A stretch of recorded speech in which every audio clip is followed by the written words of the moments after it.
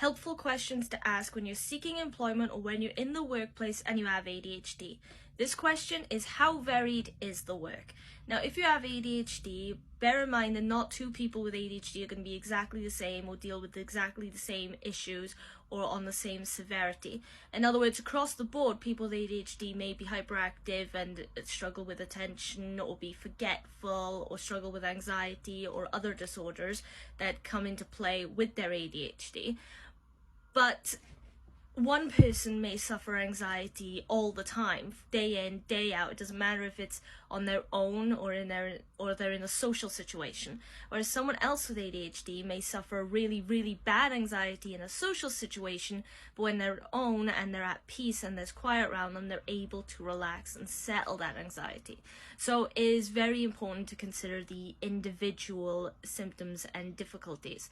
So when you're in the workplace, each of these questions could be very helpful to help you basically figure out beforehand, before you even get involved, before you actually are even offered a place at the place that you're seeking employment in, to basically decide if it's actually suited for you, if it's a place where you can be productive and effective as a team member, as a colleague, as an employee, if it's a place where you're able to climb up the ladder, or if you have bigger ambitions to achieve those ambitions.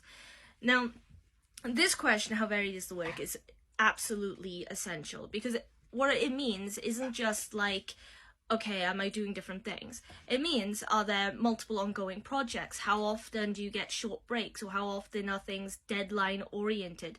Or how much of the work is done facing clients or facing the public? Or how much work is done alone versus being in a team? Because all of those different aspects could have an effect on you if you have ADHD. So personally, for me, if I was told that the job I wanted to go into was, a lot of the work was done on your own, I'd feel quite okay with that, because I'm able to sort out my own schedule, especially if it's not deadline oriented or not strongly or strictly deadline oriented.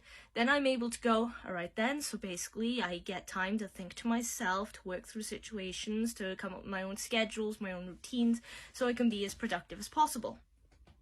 When I'm working in a team, it's not like I don't like working in a team. It's more like I feel extra stressed or extra anxious because, one, I want to be able to get along with my teams. There's no conflict or friction going on between us. But at the same time, I feel stressed because I know I have to rely on them keeping up to date with whatever schedule they have in mind.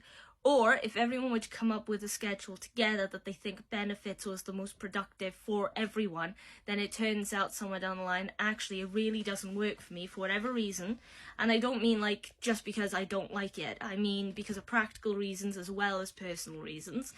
Then I'm not going to be as productive, and I'll be constantly stressed if I don't get things done or done correctly. Then not only will I be letting my team down and letting my place of employment down, but also on a personal level, I'd be worried that the people who are relying on me will hate me or dislike me when I'm not trying to make that happen and I'm not trying to put them out. So that's just one example, but someone else with ADHD might really, really find it actually a lot less stressful working in a team as opposed to working alone, simply because then some of the stress is taken off of them to do everything on their own. And again, with the public facing, most people with ADHD struggle with anxiety, especially in situations like giving presentations or talking to a large room of people they don't know. Talking to one person they don't know can be massively stressful and anxiety-ridden and very overwhelming to the point of panic attacks even. I have had those moments. And so if it's a job that has a lot of public facing, where you will be expected to do those kinds of things, then in general for most people with ADHD, that's probably not going to work out well at all. Because once you go for the employment, and that if you go for the job and then you find out later that's what's expected of you, it's going to be really, really hard to try and talk to your employer or your colleagues about the potential risks of that for you as an individual. And if they don't understand your condition, or if they have a very basic understanding of the condition, there's no guarantee that they'll be able to put in any they'll be able to put anything in place that can help you or accommodate you. And it can feel really stressful on the level as well if you don't want to come across like you're nagging, or you're trying to take advantage, or you're whining, or you're attention seeking, because a lot of time there are those misconceptions, but that isn't what's going on. It's a genuine desire to be productive and effective, to be a team member essentially, even if you're not always working in a team. Because people with ADHD, especially if you've grown up with it, I mean, knowing that you have it, and you've struggled with certain difficulties all throughout your life.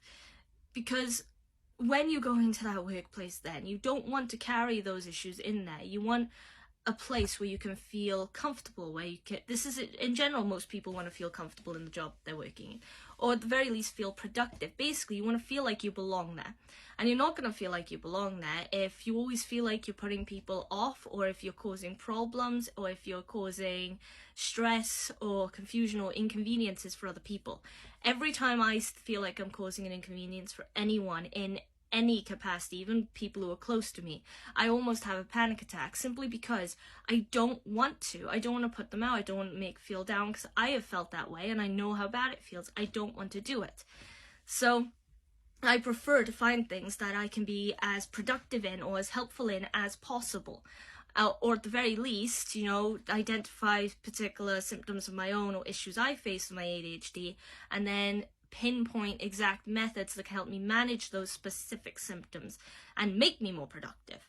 So that's the thing, because again, like if it's things like how many short breaks do you have, in terms of a larger schedule or routine, if you have ADHD and if you're very routine based, then having short breaks and deadlines could actually be helpful, because the short breaks tell you when it's okay not to work. Yeah, so all the rest of the time, if you feel like, you know, you've got to stay on top of things, you've got to work, you know that there are moments where you can relax, shut off, and not stress about work.